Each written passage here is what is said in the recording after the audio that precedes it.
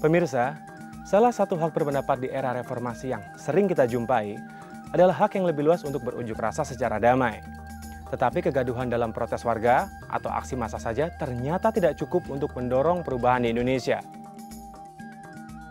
Prakarsa inovatif yang akan kita saksikan ini mampu menciptakan perubahan dalam layanan pemerintahan berupa opsi-opsi solusi. Dan di dalamnya mengandung usaha penyelesaian masalah yang ditawarkan kepada penentu kebijakan. Marilah kita saksikan bersama.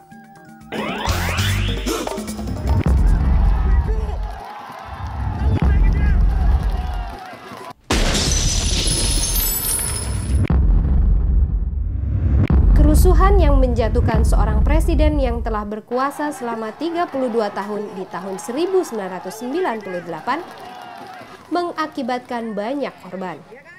Peristiwa ini telah memicu munculnya era baru, era reformasi. Ada semangat yang besar untuk membuat perubahan mendasar dalam kehidupan berbangsa dan bernegara. Hampir 10 tahun reformasi berlalu. Banyak generasi yang belum lahir saat peristiwa reformasi, yang bisa jadi tidak mengerti apa itu reformasi. Para pelaku dan saksi peristiwa reformasi pun bahkan sudah lupa arti, apalagi spirit reformasi. Kalau reformasi itu saya mah kurang tahu sih ya. Reformasi apa ya? Artinya milih yang jadi untuk ini, apa itu, atasan. Tetapi, apa sih sebenarnya reformasi? Perubahan. Perubahan apa? Perubahan situasi. Benar, reformasi adalah perubahan. Dan salah satu perubahan yang sangat signifikan untuk bangsa Indonesia adalah perubahan dari bangsa yang harus mendengarkan suara pemerintah menjadi sebuah bangsa yang harus didengarkan oleh pemerintahnya. Penerapan status otonomi daerah melahirkan harapan baru bagi terciptanya tata pemerintahan yang baik sebagai perangkat peningkatan kesejahteraan masyarakat.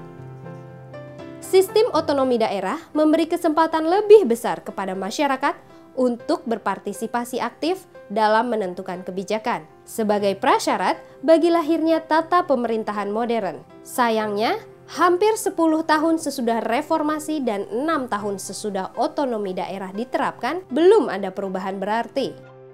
Masyarakat warga masih menjadi kelompok yang tersisih dalam praktek pengambilan keputusan. Penetapan kebijakan anggaran pendapatan dan belanja daerah atau APBD misalnya, belum melibatkan partisipasi masyarakat, terutama kelompok masyarakat rentan dan miskin. Sementara praktek-praktek KKN masih menjadi kebiasaan birokrasi di banyak daerah. Dalam suasana ketidakpastian jaminan keberhasilan reformasi ini, ada sebuah lembaga yang mendorong terwujudnya tata pemerintahan yang baik. Prakarsa Inovatif mengenalkan LSM Patiro kepada pemirsa.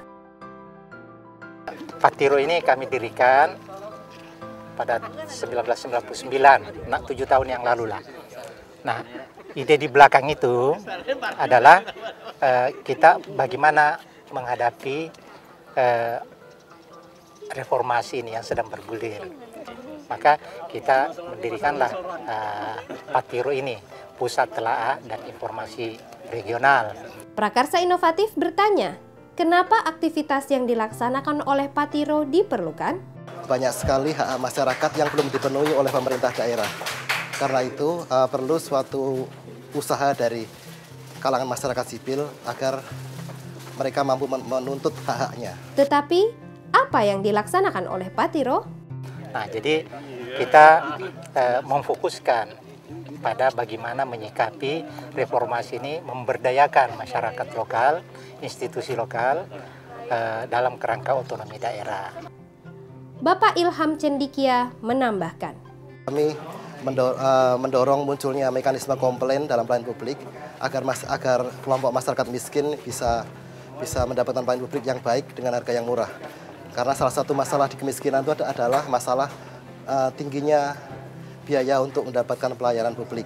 Menurut Patiro, pelayanan publik harus ada standar tinggi. Dan kalau ada masalah dengan layanan publik, masyarakat harus mengerti bahwa mereka punya hak bersuara dan hak untuk minta pemerintah membuat perubahan. Untuk membantu memenuhi hak masyarakat, Patiro bergerak di beberapa bidang. Ada yang bergerak di bergerak di anggaran, ada yang bergerak di kebijakan, ada yang bergerak juga lewat politik, ada juga yang bergerak lewat anti korupsi. Saat Prakarsa Inovatif kembali, kita akan menyaksikan bagaimana Patiro membuktikan kenapa negara kita perlu lebih banyak individu maupun organisasi untuk mendorong proses reformasi. Dengan apa yang kita lakukan ini, sudah kelihatan bahwa ternyata memang negara kita ini di daerah itu memerlukan satu kehadiran lembaga-lembaga seperti kita ini.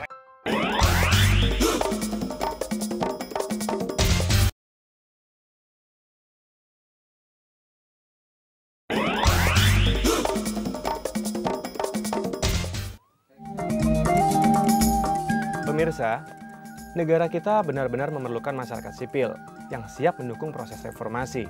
Nah, kita akan melihat bagaimana Prakarsa Inovatif ini membantu mendukung proses reformasi. Unjuk rasa atau berdemonstrasi dirasakan belum cukup untuk mendorong perubahan di Indonesia.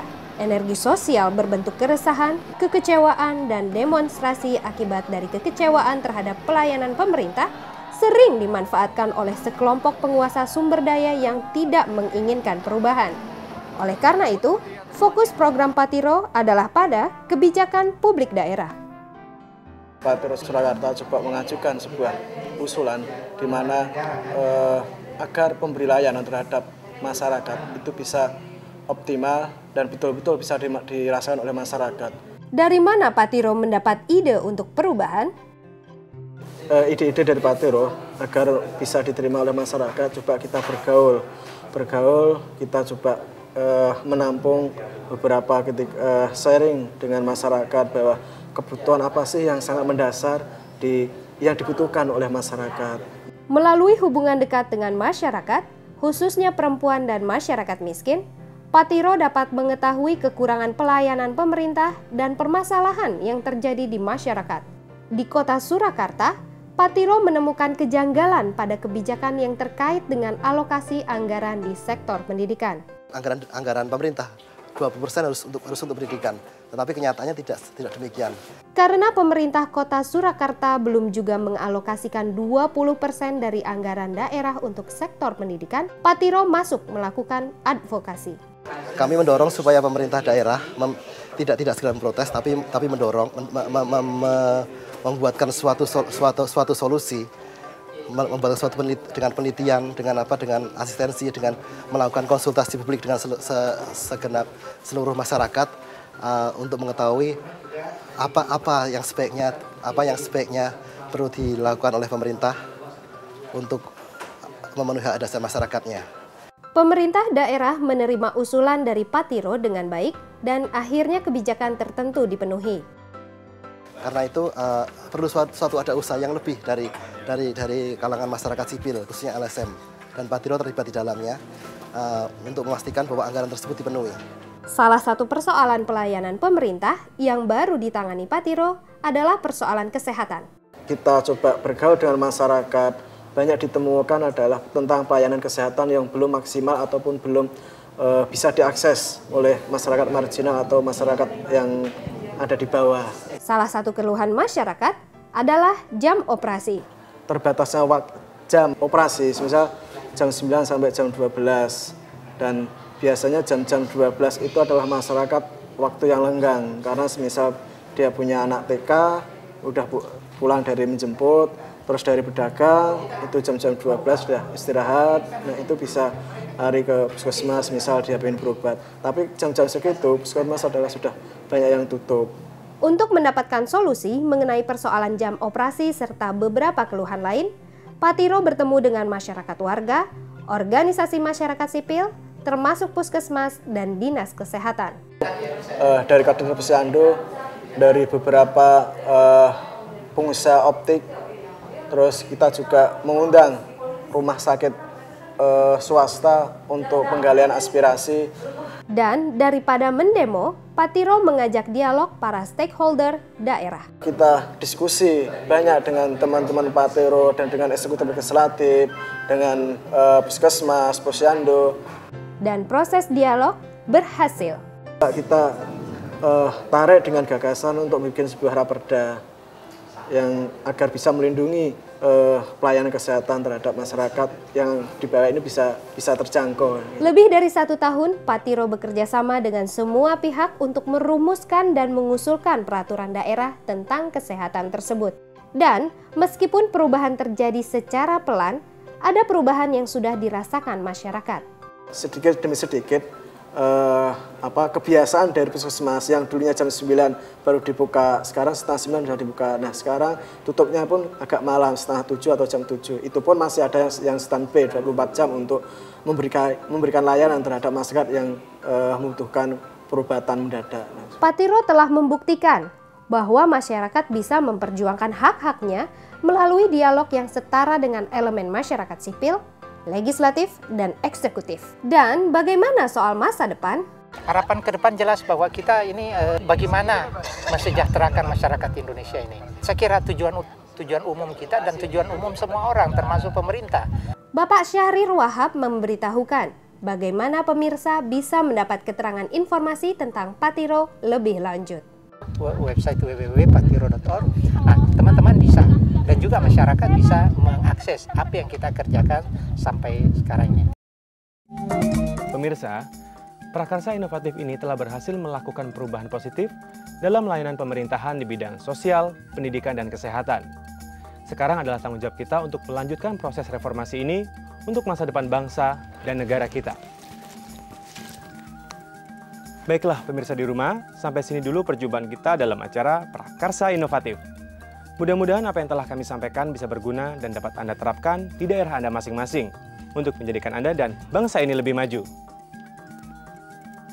Saya Zulfikar Assegaf mohon diri dan jangan lupa untuk tetap menyaksikan Prakarsa Inovatif episode selanjutnya.